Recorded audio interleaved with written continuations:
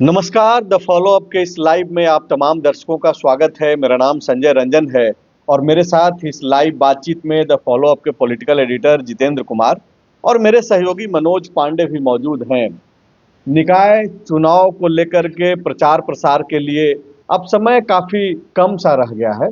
ऐसे में उम्मीदवारों के साथ साथ समर्थन देने वाली पार्टियों की एक्टिविटी जो है वो बढ़ सी गई है, उनकी सक्रियता अब देखने लायक है।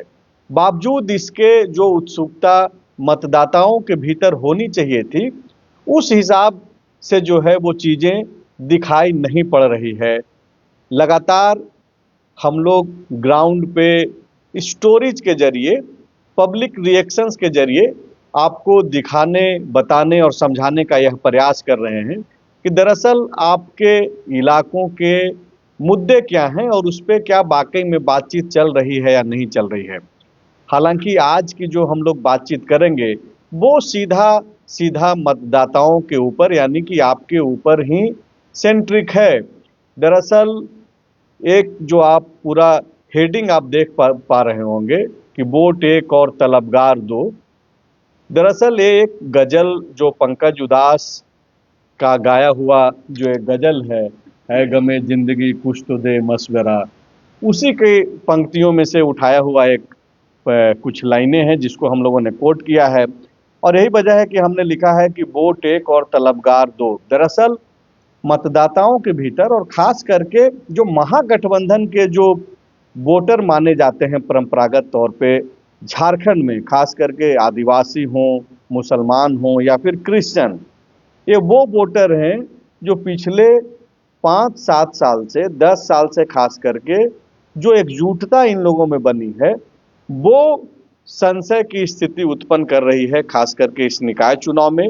और यही वजह है कि हम लोगों ने लिखा है कि संशय में आदिवासी, मुसलमान और क्रिश्चियन। तो निकाय चुनाव में कौन किधर वोट करे, खास करके तब जबकि गठबंधन के साथी ही जो है आमने सामने लड़ाई लड़ रहे हैं। जेएमएम कांग्रेस मैक्सिमम जगहों पे खास करके मेयर पद पे जो है आमने सामने लड़ाई में है। वार्ड पार्षद पे तो न बीजेपी या फिर कांग्रेस या जेएमएम का कोई समर्थित उम्मीदवार है सीधे तौर पे, लेकिन खुला जो ऐलान मेयर पद पे जो समर्थन का किया गया पॉलिटिकल पार्टियों की तरफ से, उसको लेकर के हम लोग लगातार चर्चा कर रहे हैं।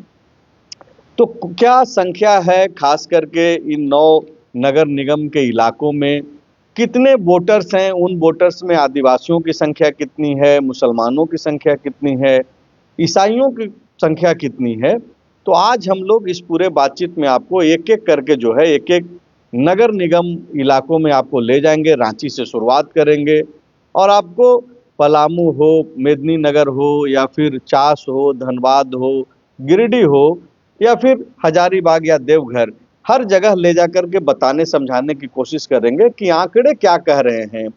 और ये जो आंकड़े जो एकजुटता में महागठबंधन के साथ तो दिखाई पड़ते थे, लेकिन अब जबकि आमने सामने की लड़ाई हो रही है, खुल्लम खुल्ला जो है पॉलिटिकल पार्टियों का ऐलान है, समर्थन है, तब मतदाता बेचारा क्या करे। मतदाता तो वैसे भी एक बेचारा ही है, लेकिन इस चुनाव में वो क्या कुछ फैसला लेने जा रहा है, किस तरीके से उसके बीच संशय की स्थिति आन पड़ी है, वो हम लोग एक एक करके आपको बताएंगे। सबसे पहले आंकड़ा बता देते हैं कि दरअसल रांची में क्या स्थिति है। सर, सबसे पहला सवाल आप ही से है कि एक एक करके रांची से हम लोग शुरू करें और उसके बाद बताएंगे कि दरअसल कौन कैसे सोच रहा है।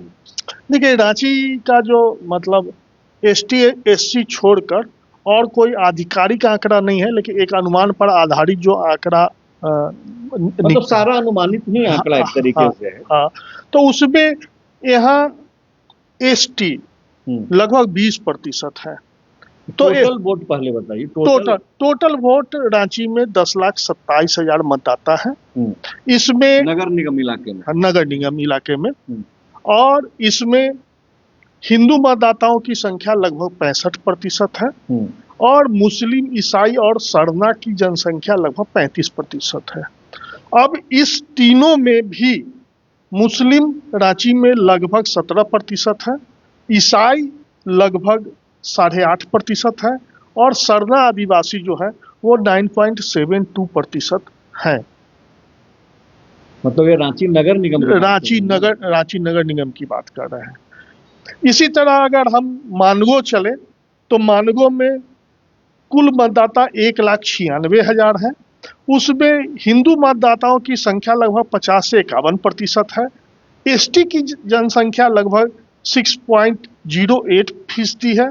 एससी की जनसंख्या 2.20 है और मुस्लिम मतदाता वहाँ सबसे अधिक लगभग 35 से 36% है मानगो में।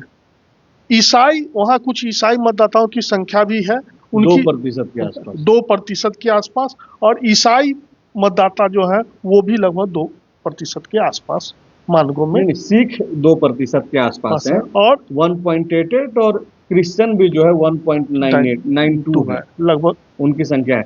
आपको ये लग रहा होगा कि धनबाद में, चूंकि रांची में 10,27,000 मतदाता हैं और मानगो में सीधे 1,96,000 मतदाता हैं, दरअसल ये 2 ग्रेड में बांट दिया गया है नगर निगम जोन को। एक जो 10 लाख से ऊपर वाला है उसमें ए ग्रेड है और बाकी बी ग्रेड में। ए ग्रेड में रांची और धनबाद है। मतलब अगर 10 लाख से ऊपर कहीं वोटर हैं नगर निगम में तो वो रांची नगर निगम में है और धनबाद नगर निगम में है। धनबाद में क्या है सर? धनबाद में लगभग 9 लाख मतदाता है वहाँ, और वहाँ एससी की जनसंख्या लगभग 17.16 है, 16 है। एसटी की जनसंख्या लगभग 2% है और हिंदू मतदाता वहाँ 81% के आसपास है और मुस्लिम मतदाता लगभग 17% है धनबाद में। नहीं, ये जो आप हिंदू और एससी एसटी को अलग कर रहे हैं तो एससी एसटी सब तो हिंदू में ही आ जाएंगे ना। मतलब आप ये बोल रहे हैं कि माइनस एससी एसटी 81%। उसी तरीके से रांची में माइनस एससी एसटी जो है वो 64% है हिंदू है। आप ये कह रहे हैं ना। जी, इसके अलावा मेदिनीनगर। अब मेदिनीनगर में लगभग 1,29,000 मतदाता है। वहाँ ओबीसी मतदाताओं की संख्या सबसे अधिक है। वहाँ लगभग 46% के आसपास ओबीसी मतदाता है। एससी जो है वहाँ 6.27 और एसटी जो है 1.66% है। और अगर इसको मतलब धार्मिक आधार पर अगर आप देखेंगे तो हिंदू मतदाता वहाँ पर 77% के आसपास है। मुस्लिम जो है वहाँ लगभग 20% के आसपास है और सिख और ईसाई सारे मिला के 2.76% के आसपास है। मतलब 1% के आसपास है यहाँ पे मेदिनीनगर। जी, मतलब रांची, मानगो, मेदिनीनगर, धनबाद और चास की जो स्थिति है। चास की स्थिति यह है कि चास में कुल मतदाता 1,62,000 के करीब है। इसमें एसटी की जनसंख्या लगभग 9.05 है और एससी की जनसंख्या लगभग 1.09 है। और इसको अगर धार्मिक आधार पर अगर आप देखिएगा तो वहाँ हिंदू मतदाताओं की संख्या 80% के आसपास है। मुसलमान की जनसंख्या वहाँ 17.5% के आसपास है। सिख की जनसंख्या 0.58% के आसपास है। ईसाई की जनसंख्या वहाँ कम है, 0.28% है और जैन वहाँ 0.22% के करीब है। मतलब क्रिश्चियन मुझे लग रहा है कि सबसे ज्यादा रांची में ही उनकी संख्या अब तक जो ये 5 आप बताए 5 नगर निगमों की, उसमें सबसे ज्यादा रांची में ही जो संख्या है वो सबसे ज्यादा रांची में है। और मतलब आप देखिए कि झारखंड मुक्ति मोर्चा के जो उम्मीदवार हैं सुजीत आनंद विजय फुजूल, वो भी क्रिश्चियन समुदाय से हैं, क्रिश्चियन ट्राइबल हैं वो। क्रिश्चियन ट्राइबल है। और मतलब खुलेआम जो है अब इस तरीके की बातचीत हुई है, उनके पीछे जो है जो क्रिश्चियन कुछ सोसाइटी है यूथ का वो भी पीछे घूम रहा है। तो मतलब ये जो वोट खास करके अगर रांची की बातचीत करें, हालांकि इस ओर हम लोग बढ़ेंगे, बाकी के जो 3 नगर निगम है, 4 नगर निगम है, हजारीबाग, देवघर, गिरिडीह और आदित्यपुर, वहाँ क्या डाटा है वो? हजारीबाग में शेड्यूल कास्ट के लगभग 10.83% है मतदाता। शेड्यूल ट्राइब जो है वो 4% हैं और इसमें से इन दोनों को अगर एड ऑन करके रखते हैं तो टोटल अगर हिंदू देखेंगे तो 74.63% है और मुस्लिम जो है 19.90% हैं और बाकी अन्य 5.4 हैं। टोटल 2 लाख यहाँ। हाँ, 2 लाख हजारीबाग में वोटर है। देवघर में जो वोटर हैं 1.79% वोटर लाख वोटर हैं, जिसमें शेड्यूल कास्ट है 12.33%, एसटी है 1.31%, सामान्य जो वोटर हैं सब मिला के 55 जिसको आप एक तरह से कह लीजिए 75%, मुस्लिम है 4.96% और सिख ईसाई बाकी सब मिला के मात्र 0.74% है। तो हिंदू जो है देवघर में लगभग अगर टोटल देखें तो 94.3% वोटर जो हैं वहाँ हिंदू हैं और बाकी के जो बचते हैं 4.96% वो मुस्लिम वोटर हैं। गिरिडीह में शेड्यूल कास्ट 8.73% है, एसटी 1.1%, ओबीसी वहाँ सबसे अधिक है, वहाँ 45 से 50% जो है ओबीसी। हाँ, उसी तरह आप देखिएगा अगर ओवरऑल मिला लीजिएगा तो एसटी जो हिंदू अगर आप कहें तो 67.66% है, मुस्लिम 30.31% है और बाकी 2% लोग हैं। आदित्यपुर में बात करें, आदित्यपुर में मतलब 1,74,000 वोटर हैं, उसमें एसटी 13.82%, मतलब आप समझ लीजिए कि लगभग 14% ट्राइबल मतलब लग रहा है आदित्यपुर में ही प्रतिशत में। हाँ, प्रतिशत हाँ, और शेड्यूल कास्ट है वहाँ 5 से कुछ मतलब 5% से कुछ अधिक हिंदू। लेकिन अगर ओवरऑल आदित्यपुर जो नगर निगम का एरिया है डेमोग्राफी उसमें दिखेंगे तो 89.47% आ जाता है। और मुस्लिम जो है वो महज जो चूंकि एक मुस्लिम का बड़ा तड़का बिजनेसमैन है और मानगो शहर है मतलब बाजार है तो मानगो में वो लोग ज्यादा बसते हैं और बाकी वहाँ मतलब 2% है। ईसाई जो है 1% से भी कम है 0.86%। और बाकी जो ईसाई के अलावा जो एक ये व्यवहारिक आंकड़ा नहीं भी कह सकते लेकिन तार्किक इस वजह से क्योंकि इसको लेकर उस क्षेत्र में जब ये नगर निगम बनने की तैयारी में था, चूंकि वो आदित्यपुर नोटिफाइड एरिया है तो वहां जोड़ा गया था, तो 7.06% जो है वो जो है सरना आदिवासी है। मतलब एक अनुमानित आंकड़ा है। हाँ। मतलब अगर आंकड़ों के हिसाब से देखें तो सबसे ज्यादा वोट रांची नगर निगम में है और सबसे कम वोट जो है मेदिनीनगर में है। 1,29,000 मतदाता ही मात्र जो है मेदिनीनगर में हैं।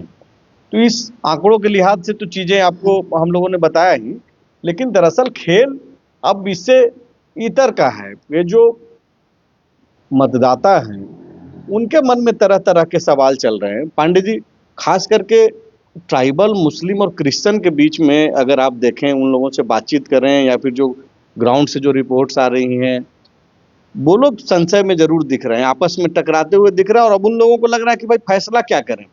आदिवासी सोच रहा है कि भाई हम हेमंत सोरेन के चेहरा देख करके जेएमएम के प्रत्याशी की तरफ जाएं, या फिर मुसलमान सोच रहा है कि भाई क्या करें, कांग्रेस या फिर जेएमएम। दोनों प्यारा है और दोनों के लिए दोनों प्यारा है। अब यही तो परीक्षा की घड़ी है कि परंपरागत वोटर बन के रहें या जो नया साथी बना है उस पर और ज्यादा विश्वास दिखाएं। तो मुझे यहाँ पे लग रहा है कि पार्टियां जिस तरीके से उनके कार्यकर्ता मेहनत कर रहे हैं, जो जितना मेहनत करेगा उतना सफल होगा, लेकिन वोटों का ध्रुवीकरण तो होगा, इसमें कहीं संशय नहीं है। क्योंकि जितनी बात है वोटरों के बीच, जितनी मुंह उतनी बात सुनने को मिल रही है, तो ये रिमेन कर जाएगा वोटिंग के दिन तक, जब तक एक क्लियर कट आंकड़ा नहीं आता सामने। चूंकि दलीय आधार पे तो हो नहीं रहा है और गठबंधन आधार पे तो नाम के लिए सिर्फ नहीं हो रहा है ना, लेकिन गठबंधन में भी फालतू का चीज है कि दलीय आधार पे नहीं हो रहा है। सारा दल इन्वॉल्व है, खुल करके चुनाव लड़ रहा है, सिर्फ सिंबल नहीं है, नेता है, प्रचार। आज रोशनी खलगो का जो ये हुआ घोषणा पत्र जो जारी हो रहा था, उसमें बकायदा विधायक सांसद सब बैठे हुए थे। या फिर कांग्रेस की दीपिका पांडे आज घूम रही थी रमा खलको के लिए। अरे तो वो तो समर्थक है तो घूमेंगे नहीं, उसको कौन रोक लेगा। दलीय आधार पे होने से क्या होता कि गठबंधन होता, तब वोटरों में कंफ्यूजन नहीं होता, या गठबंधन नहीं होता तब भी कंफ्यूजन रहता है। वही तो गठबंधन नहीं हुआ, समन्वय नहीं हुआ। तो समन्वय नहीं हुआ तो ऐसा नहीं है कि ऐसे कई लोग भी खड़े हैं जो ये कहते फिर रहे हैं कि दल में बहुत दलदल है, सबसे अच्छा निर्दल है, समझे? तो ये भी भावना एक घर करेगी। वो तो लड़ाई में उस तरीके का दिख नहीं रहा है ना, रांची से लेकर के आप मेदिनीनगर तक, मतलब सबसे बड़ा नगर निगम से लेकर के छोटे नगर निगम तक आप चले जाइए, तो जो सबसे बढ़िया निर्दल है कहने वाले, यानी कि मतलब आप बोल रहे हैं कि जो निर्दलीय है, जिसका कोई पार्टी का समर्थन नहीं है, वो लड़ाई में तो मतलब नहीं के बराबर दिख रहा है ना। आप चास में एक जगह थोड़ा सा हमको दिखता है। हाँ, चास में आपको दिखता है। उसके अलावा आपको बता देते हैं, जहां पे मान लीजिए कि हैवीवेट चैंपियनशिप एक ही खड़ा है अल्पसंख्यक विभाग से, मान लीजिए हो, जैसे कांग्रेस का ही भले उम्मीदवार है धनबाद में, पर वो अकेला एक हैवीवेट है जो मुसलमान है, ठीक है। हाँ, तो शमशेर आलम को सिर्फ मुसलमान होने के नाते मुसलमान वोट थोड़ी कर देगा। क्या होने के नाते करेगा वो? देखिए, वो सिंपल इसका लॉजिक है, एकदम फॉर्मूला क्लियर है, इसका कोई अंतर नहीं होता। बीजेपी को हराने वाला जो सबसे सक्षम व्यक्ति होगा, उसको सामान्य तौर पे ये वोटें जाती हैं। अब ये है कि कौन हरा सकता है, कौन जीत सकता है, ये कंफ्यूजन ऑफ स्टेट है। अब जैसे यहाँ बता रहे हैं, रमा खलको यहाँ पहले रह चुकी हैं, लोगों ने उनका काम देखा है, बंधु तिर्की का ब्रांड है, उनके साथ कांग्रेस का एक बड़ा ब्रांड है, मेहनत है। सुजीत कुजूर के साथ भी तो ब्रांड है हेमंत सोरेन का। अब यही बात है ना कि शहर के लोग नया ब्रांड को कितना इस्तेमाल करते हैं। क्रैक क्रीम चल गया, वही नाम ही हो गया एड़ी का फटा हुआ का, लेकिन एड़ी फटा हुआ में दूसरा क्रीम भी काम करता है, ये आज न टेस्ट होगा। नहीं तो सामान्य तौर पे आप किसी के घर में महिलाएं से पूछिए तो आपको बोलेंगे कि क्रैक क्रीम लेते आना है। जैसे एक टाइम में टूथपेस्ट का मतलब कोलगेट ही होता था, अब रामदेव बाबा भी उतर गए हैं पतंजलि का दिव्य कांति लेके। तो ये है कि अब जो आप बोल रहे हैं कि संशय किसका है, हेमंत का चेहरा वोट कर देखने से करें, केशव महतो कमलेश का चेहरा देखने से पहले करें, आदित्य साहू का चेहरा देखने, ये कंफ्यूजन। तो ये कंफ्यूजन वार्ड में तो नहीं होगा, लेकिन वार्ड में तो कोई समर्थन उस टाइप का ऐलान नहीं। हाँ, और लेकिन मेयर पद में ये कंफ्यूजन एग्जिस्ट करेगा। अब ये कंफ्यूजन कम जितना होगा जब प्रचार का तब जो है और बढ़ेगा। जैसे कल यूं कहे परसों से जेएमएम यहाँ पे अचानक से सुपर एक्टिव मोड में दिख रही है। रांची राजधानी की बात कर रहा हूं मैं सर, तो यहाँ पे जेएमएम सुपर एक्टिव मोड में दिख रही है। तो क्या अब पार्टी को ये विश्वास है कि हम ही टक्कर देंगे रोशनी खलको को, या हम इस सीट को जिता ले जाएंगे? ये मेरे बात है, क्योंकि यहाँ पे भी जो बड़े बड़े जेएमएम के नेता हैं, नाम है, कार्यकर्ता हैं, वो सब राजधानी में निवास करते हैं। उनके लिए भी प्रतिष्ठा का प्रश्न है। शायद इस वजह से ताकत लगा रहे हैं, या अब उनको विश्वास हो गया सब समीकरण निकाल के कि हम जीत सकते हैं, तो इसलिए ताकत लगा रहे हैं। ये कहना मुश्किल है। जब तो आप जिस तरीके से पांडे जी जिस तरीके से बोल रहे हैं रांची को लेकर के खास करके, क्या आप भी वैसे ही देख रहे हैं? और बाकी में झारखंड मुक्ति मोर्चा को यहाँ लग रहा है कि वो भी अपनी ताकत लगा करके जो लड़ाई में आगे जो दिख रही है रोशनी या फिर रमा खलको, उसी लाइन में सुजीत आनंद कुजूर को भी आप खड़ा होता हुआ देख रहे हैं। और उसके पीछे का कारण क्या है अगर देख रहे हैं तो? देखिए, राजधानी में अगर पिछले दो तीन चुनाव विधानसभा का आप देखेंगे तो जेएमएम ने अपना थोड़ा जनाधार बढ़ाया है। ठीक है। हाँ, आप पिछला ही चुनाव में देखेंगे तो कांग्रेस भी तो साथ रही है ना। हाँ, कांग्रेस भी साथ रही है। माइनस कांग्रेस तो रांची में जनाधार नहीं ना दिखा है। हाँ, नहीं दिखा है, लेकिन जो जनाधार जेएमएम का, जैसे महुआ माझी चुनाव लड़ी तो 5-7 वोट से हार गई, तो जेएमएम का थोड़ा जनाधार बढ़ा है। अब विषय ये है कि जो ओपन सीक्रेट है कि मुस्लिम और ईसाई, ये जो दो वोटर है वो किसको वोट करेंगे। तो इसमें जो अभी तक हम समझ पा रहे हैं, जो इसमें अभी संशय की स्थिति है, द्वंद्व है, और ये दोनों समुदाय जो है बहुत पैनी नजर रख रहा है, जो रमा खलको और सुजीत विजय आनंद कुजूर, इसमें कौन हमारा बेहतर प्रत्याशी होगा जिसके पीठ पर हमारे जाने से रोशनी खलको हार सकती है। और इस द्वंद्व में अभी जो अल्पसंख्यक मतदाता है, आदिवासी मतदाता है, ईसाई मतदाता है, वो बहुत उधर बुन कर रहे हैं।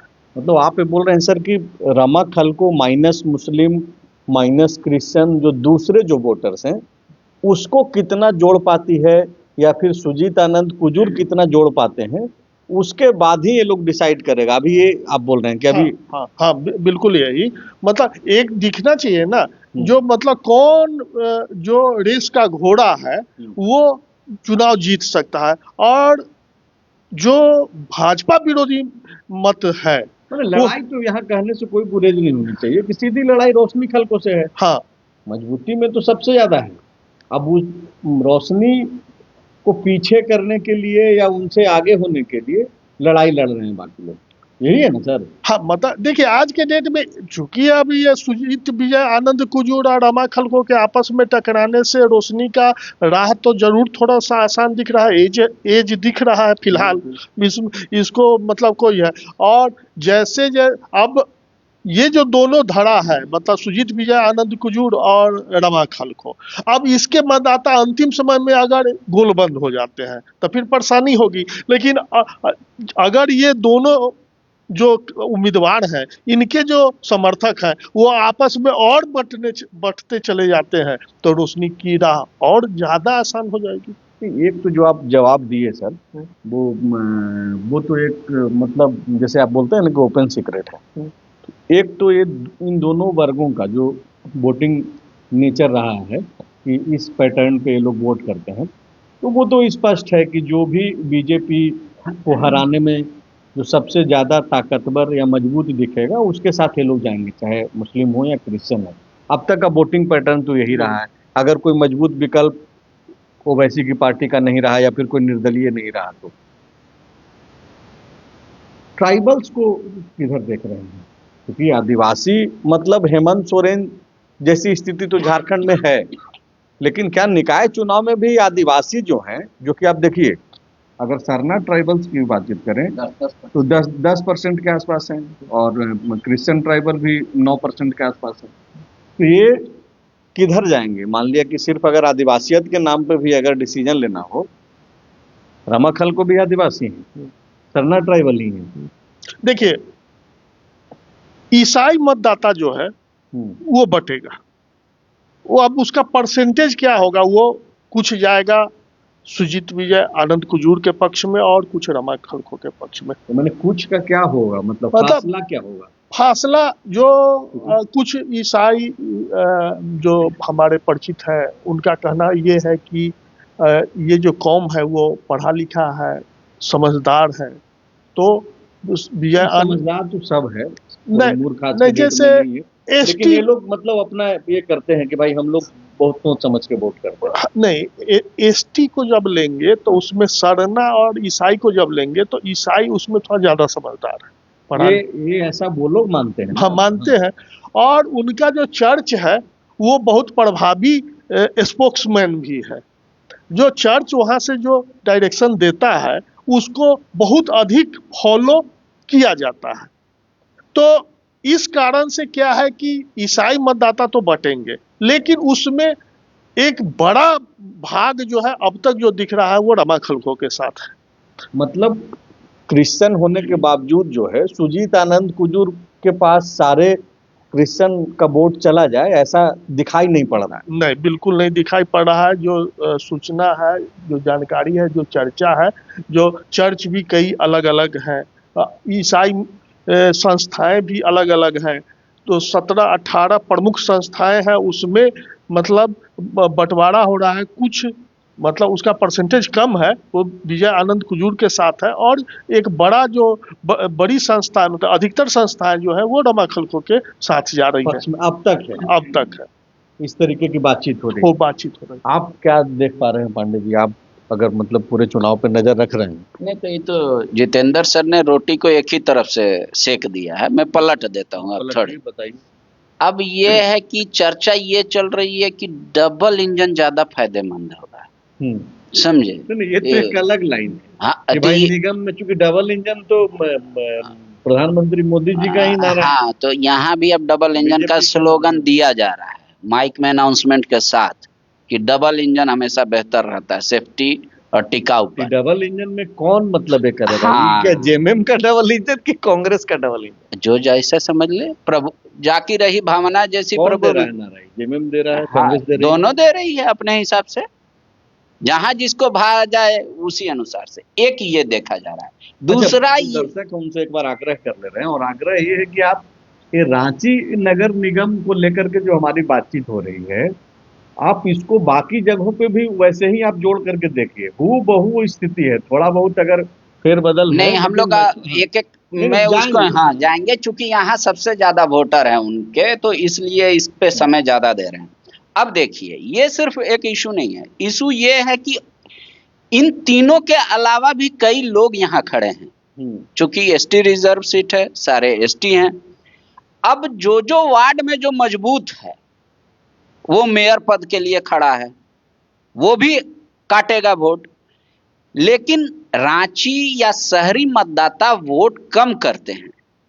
ये एक ताकत दे रहा है जेएमएम को और कांग्रेस को कि शहरी मतदाता अगर वोट कास्ट कम करेंगे तो मेरे मतदाता तो पूरा का पूरा करेंगे, अगर हम लोग उनको सिर्फ कन्विंस कर दें। मतलब वहां वोट 90% पोल होगा, ये मान के चला जा रहा है। पार्टी के दफ्तर कार्यालय में जाइएगा तो दोनों हाथ से अभी काम चल रहा है यही जोड़ने का, कि भाई हमारा पिछले बार पोल यहाँ कितना हुआ था, उसमें कितना मिला, इस बार कितना होगा।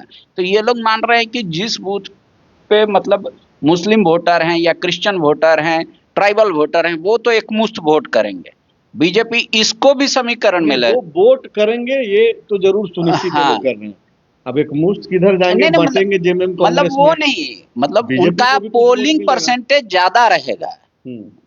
बाकी जो हिंदू वोटर गैर हैं, मतलब हिंदू वोटर हैं, वो पोलिंग प्रतिशत कम हो सकता है, पोल कम हो जाएगा। मतलब बीजेपी का जो सामान्य तौर पे वोटर उदाहरण है, हाँ, कम हो क्या जाएगा? हाँ, हुआ तो ही है अब तक वोटिंग 40% करने में दम फूल जा रहा हाँ, है। तो वो वोटर यहाँ पे मायने रखेगा। मान लीजिए कि कोई 5 बूथ मिला के उतना वोट लेके आ रहा है, कोई एक ही बूथ खुलेगा और 5 वोट बूथ का मैनेज कर देगा।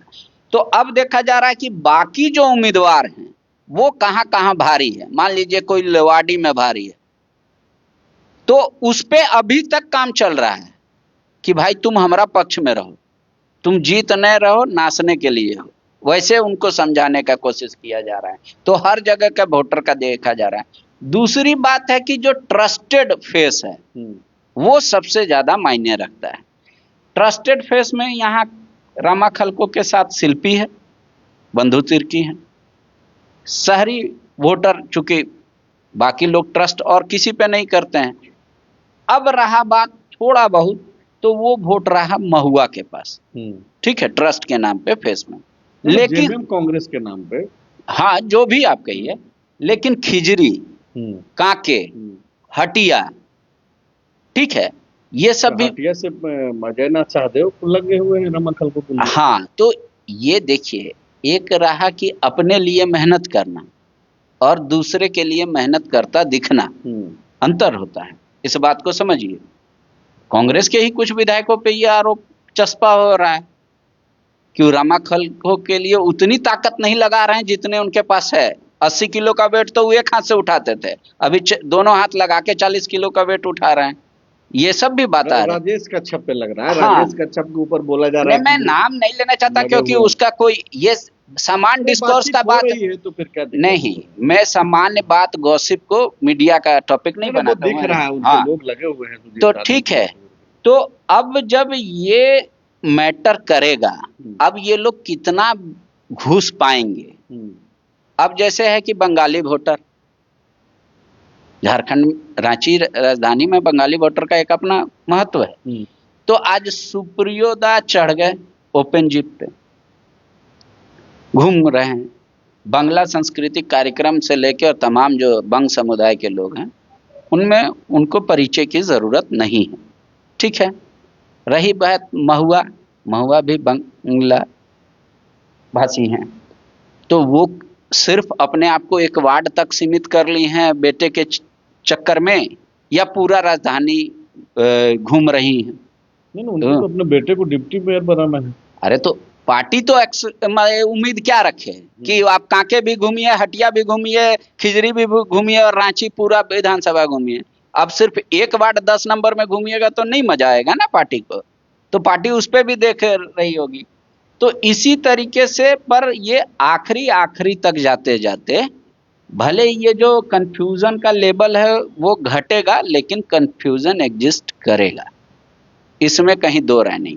हाँ, अब कोई करिश्मा हो जाए, चमत्कार हो जाए कि एक आखिरी समय में कुछ हाँ समन्वय हो जाए, वो अलग विषय है, तो फिर वोटर एक तरफ हो जाएंगे। पर अभी सब कोई इसी में लगा है। कितने लोग तो मतलब वोटर अभी भी अपने वार्ड पार्षद को ही बोल रहे हैं कि उसी का चयन है, उनको पता ही नहीं है कि मेयर का भी हो रहा है। कई वोटर ऐसे हैं जो कह रहे हैं मेयर में कौन कौन अच्छा है जी, क्योंकि छाप लोग सामान्य तौर पे फेस तो रिकॉग्नाइज करते नहीं है उतना बड़ा कोई भी, चूंकि रोशनी और रमा दोनों मतलब एक नाम है यहाँ चर्चित, और उस वजह से कुछ लोग उनको कर रहे हैं या पार्टी की वजह से कर रहे हैं।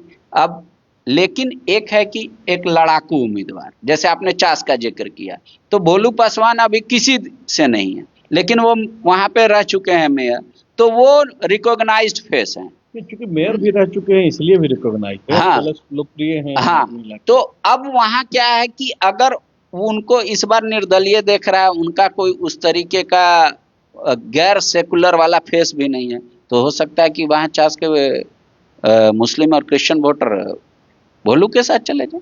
इसमें क्या दिक्कत है?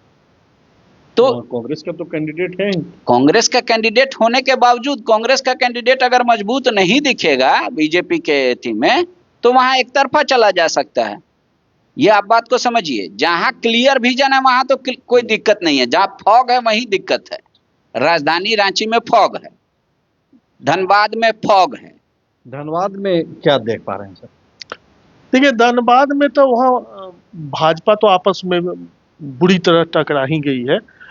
भाजपा ने वहाँ संजीव अग्रवाल को टिकट दे दिया, और भाजपा का वहाँ पूर्व विधायक और कद्दावर नेता और मतलब बल से, पैसा से, हर तरह से मजबूत संजीव सिंह खड़ा है, रागिनी सिंह के पति।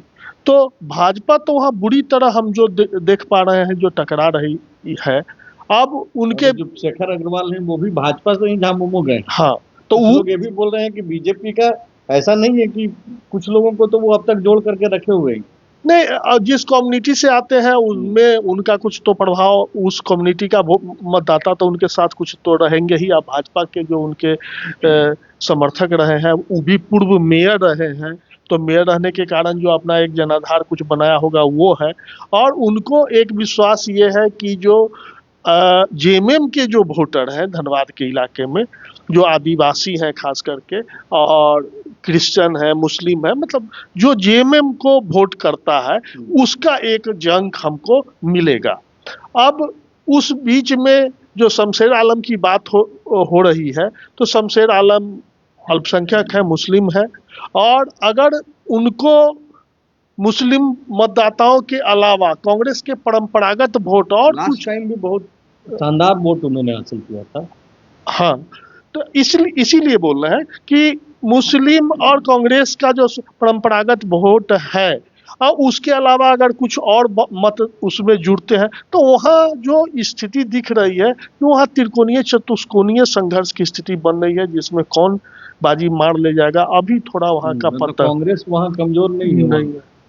लेकिन वहाँ पे शेखर अग्रवाल एक ब्रांड वैल्यू है। आप इस बार इसीलिए तो वो बात हो रही है कि शेखर अग्रवाल को लोग आइडेंटिटी में अगर आप देखें, मेयर जो उस समय के थे उसमें देखिए आप, यहाँ थी आशा लकड़ा, एक टर्म उन्होंने काम किया, दूसरे टर्म में पब्लिक ने फिर उनको सपोर्ट किया, फिर जिताया।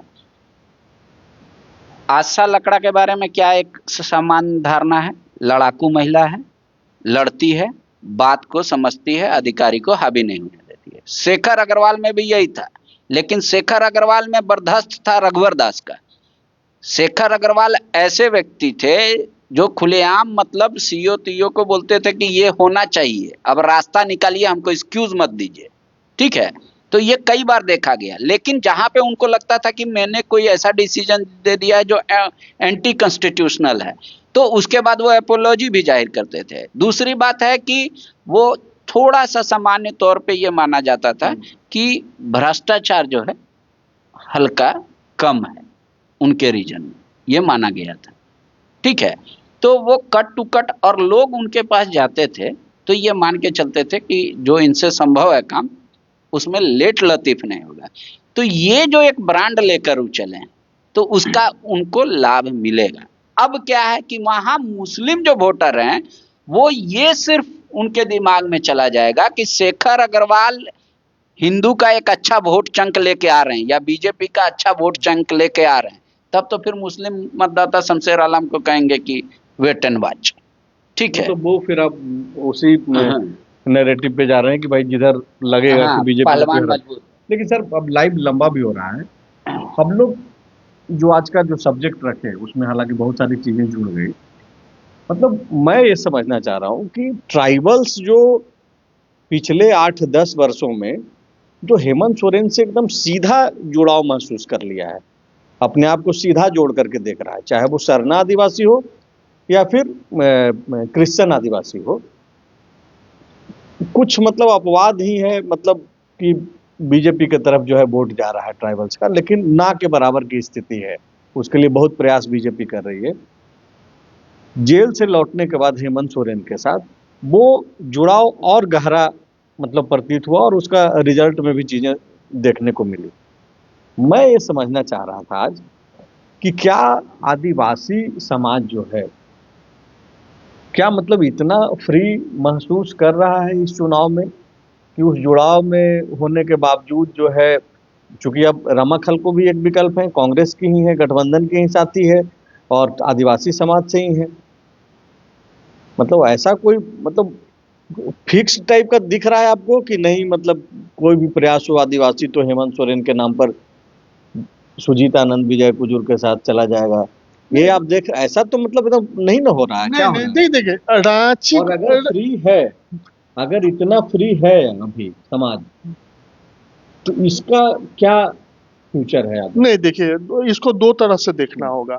अब जैसे रांची को उदाहरण अगर लेंगे तो यहाँ आदिवासी समाज का हेमंत सोरेन के प्रति झुकाव के बावजूद यहाँ के आदिवासी मतदाता जो है वो रमाखलको के साथ भी जाएंगे रांची में। मतलब आपसे प्रेम है लेकिन हाँ, वोट हम इधर जाएंगे, आप ये बोल रहे हैं? हाँ ये बोल रहे हैं। और रांची का जहाँ, लेकिन रांची के इतर अगर मान लीजिए जहाँ पर एसटी उम्मीदवार नहीं है तो वहाँ जो झामुमो समर्थक प्रत्याशी है वहाँ एसटी जो है वो झामुमो का मतलब उसका एक बड़ा भाग झामुमो को साथ देगा। मेरे बात को आप समझ, मतलब रांची में चूंकि सारे आदिवासी हैं तो यहाँ पर आदिवासी मत बटेंगे, लेकिन जहाँ आदिवासी प्रत्याशी नहीं है और झामुमो ने किसी को समर्थन किया है तो झामुमो के प्रति जो आदिवासियों में एक प्रेम हाल के दिनों में उभरा है या एक जुड़ाव बढ़ा है, उसका लाभ उन क्षेत्रों में जेएमएम के समर्थित उम्मीदवार को मिलेगा। यही हम देख पा रहे हैं रांची में। और एक विषय और है, आप इस बात को समझिए, रांची में जो लगभग हैं वो सामान्य तौर पे मैं ये मानता हूँ कि मीडिया एक्सपोज हैं वोटर, और मीडिया एक्सपोज वोटर होने का एक फायदा ये है, या समझाइए मीडिया एक्सपोज वोटर क्या होता है? मतलब वो डे टू डे क्या चल रहा है सरकार में उससे अवगत रहते हैं ज्यादातर। मतलब आप बोल रहे हैं कि वो ज्यादा अवेयर? हाँ, तो उसका एक ये है कि वो लोग जब वोट करने जाएंगे तो शायद ये भी दिमाग में सोचेंगे कि भाई कांग्रेस का मंत्री कितना पावरफुल है और जेएमएम का मंत्री कितना पावरफुल है, इसको भी जज करने का एक चार्ट में रहना चाहिए। तो मंत्री पावरफुल नहीं, कौन मंत्री पावरफुल है वो? किसका? कौन मंत्री पावरफुल है? मुख्यमंत्री छोड़ करके हाँ, तो मैक्सिमम मंत्रियों का सुनते हैं कि कोई सुनने वाला नहीं है अगला को। नहीं तो ये आपकी धारणा है ना, मेरी धारणा कुछ अलग हो। की जुबानी में बोल रहा हूँ। अरे मंत्री की जुबानी पर मंत्री कैमरे पे नहीं बोल रहे हैं तो ये आपकी धारणा है या उन दोनों की गॉसिप है? मेरी धारणा कुछ अलग हो सकती है। मेरी धारणा है कि जेएमएम के मंत्री ज्यादा पावरफुल हैं। ठीक है, तो हम वोट करने समय तो सोचेंगे ना कि रामा जी थोड़ा सा आपके जगह अगर ही रहेंगे तो हो सकता है कि ज्यादा सीएम से पैसा लेके आएंगे शहर के लिए। मेरे मन के अंदर भावना आ सकती है, इसको कोई रोक नहीं सकता। तो फिर डबल इंजन वाली बात है। हाँ, आप समझिए इस बात को। लोग वोट करने से पहले तो ये सोचेंगे ना कि कौन sewerage line, gas pipeline, divider, बस, पड़ाव, होल्डिंग का। सोचता है पांडे जी, यहाँ थोड़ी सी बारिश में नाली बन जाती है पूरी रांची, लेकिन फिर भी मैक्सिमम टाइम तो बीजेपी ही रही है यहाँ पे नगर निगम में, तो और मैं जीतते ही रही है। नहीं तो सीपी सिंह विधायक हैं 8 टर्म से। इतना सोच के कहाँ वोटिंग होता है? जाति धर्म सबसे बड़ा जो फैक्टर है, और वही वजह अगर है कि हम लोग ऐसा नहीं सोच के करते तब तो जो सरकार देश आजादी के समय बना था वो कंटिन्यू करता। अगर लोग पलटते हैं अपना फैसला, सरकारें बदलते हैं, विधायक बदलते हैं, तो इसका मतलब कुछ तो प्रभाव हुआ जनता का। ऐसा तो नहीं है कि नया वोटर ऐड हो गया वो जो एक तरफा मार दिया, फैसला कर दिया। अब तो यही चल रहा है। नहीं, एसआईआर क्या सर, अब तो पूरा मतलब देश में जो है यही राजधानी अब तो रांची सुनने में आया है। कि इसी रांची में वार्ड के चुनाव में एक महुआ माझी का जो बेटा लड़ रहा है, मतलब वहां दूसरे कैंडिडेट से आप बात कीजिए, वो लोग इतना त्रस्त है, वो लोग बोल रहा है कि भाई इस वार्ड में ऐसे ऐसे वोटरों को जोड़ दिया गया है। मतलब आप समझिए कि किस स्तर पे खेल चल रहा है। तो खेल तो हर प्यार वही तो मैं मोहब्बत बोल रहा हूँ जंग और कि चुनाव में SIR हर और चीज वो जो जायज बोल है। रहे थे कि भाई नहीं पर 2000 घटाने वाली बात, इसी राजधानी रांची में, वार्ड के चुनाव में ये स्थिति है। नहीं इसी राजधानी रांची में बांग्लादेशी तो आए नहीं थे, पर सीपी सिंह मात्र 5000 वोट से जीते थे, और फिर सीपी सिंह रिवाइव किए और मार्जिन बढ़ा दिए। वही महुआ माझी, वही कांग्रेस का समर्थन सबका था। तो वोटर आप ऐसा नहीं है कि एक तरफा सुबह उठा, में नाराजगी बहुत थी। अच्छा तो उसको सीपी सिंह के प्रति तो कम कर दिया ना सीपी सिंह सीपी को सिंह लेकर के। हाँ बिल्कुल, तो वोटर सीपी वोट सिंह को करने लेकर जाता के है तो हर चीज सोचता है। आप ये बात समझिए। नहीं तो आप ये समझिए कि परंपरागत दुमका सीट भी कभी बीजेपी के हाथ में गया, ठीक है। हाँ, तो उसी तरीके से ऐसी कई जगहें हैं जहां अब जैसे मतलब आपको आप बोल रहे हैं कि डबल इंजन वाला जो फैक्टर है वो काम कर सकता है, आप ये कह रहे हैं? नहीं वो तो हम बोले जो ज्यादा मीडिया एक्सपोज है वो वोट करने से पहले बहुत सारी चीजें सोचेगा। आप ये नहीं कह सकते कि वोटर को तो मैं सबसे ज्यादा तेज मानता हूँ, ठीक है, वो नेता को सचमुच ना चाहते हैं। नेता देखिए सामान्य तौर पे क्या होता है ना कि पब्लिक यहाँ पॉलिसी पे नहीं पॉलिटिक्स पे चल के भारत में अभी वोट कर रही है, पर धीरे धीरे जब पॉलिसी पे बात होगा तब सभी लोग सोचेंगे।